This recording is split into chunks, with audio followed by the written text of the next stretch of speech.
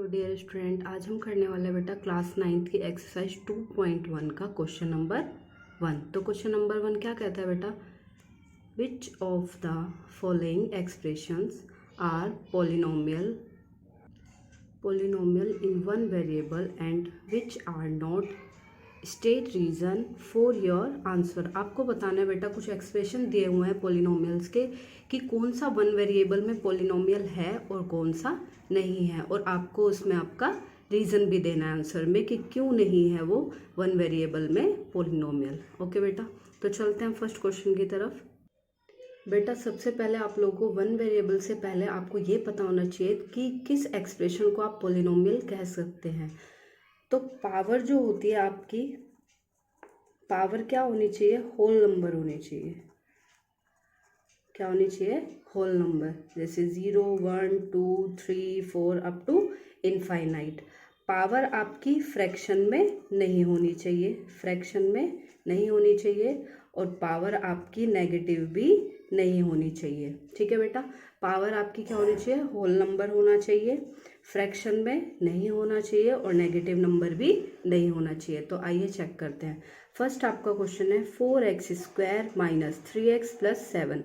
सबसे पहले हम इसकी पावर चेक करते हैं। आप यहाँ पे देखिए x की पावर 2, x की पावर 1 और यहाँ पे x की पावर 0। तो आप देख सकते हैं कि पावर तो बिल्कुल करेक्ट है।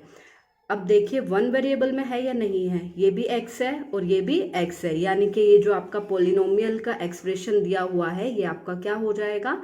पोलिनोमियल इन वन वेरिएबल, और वो जो आपका वन वेरिएबल है वो क्या है? x है। ठीक है बेटा, तो आप इसको लिख सकते हो, it is polynomial in one variable x। अब चलता है बेटा सेकेंड क्वेश्चन पे। सेकंड में फिर आप लोग चेक कीजिए, y² प्लस √2 दिया हुआ है। तो पावर जो आपकी वो कैसी है? होल नंबर है, और यहाँ पे आपका क्या है? एक ही वेरिएबल है। तो ये भी क्या हो जाएगा बेटा? It is polynomial in one variable y।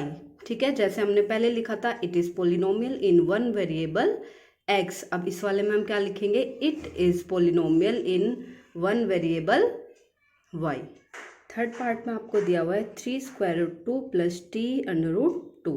तो यहाँ पे देखिए बेटा, वेरिएबल तो दोनों में क्या है? 1 है। ठीक है, यहाँ पर भी t है और यहाँ पर भी t है, पर आप देखिए ये किस में दिया है? स्क्वायर रूट में। तो जब भी बेटा स्क्वायर रूट को हम लोग सोल्व करते हैं तो ये क्या बन जाता है? t की पावर 1/2। और मैंने आपको बताया था कि पावर क्या होनी चाहिए? होल नंबर होनी चाहिए।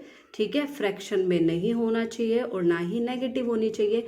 तो यहाँ पे आप लोग देख सकते हैं t की पावर 1/2 किस में हो गया? फ्रैक्शन में, इसलिए ये हमारा क्या हो जाएगा? ये पोलिनोमियल नहीं है। तो आप लोग लिख सकते हो it is not polynomial as the power of t is not a whole number. ठीक है बेटा, it is not polynomial as the power of t is not whole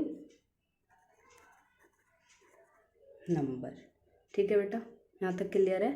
fourth part पे चलते हैं। फोर्थ में आपको दिया है y प्लस 2 अपॉन में y। अब देखो बेटा, ये इसको हम कैसे लिख सकते हैं? इस 2 अपॉन में y को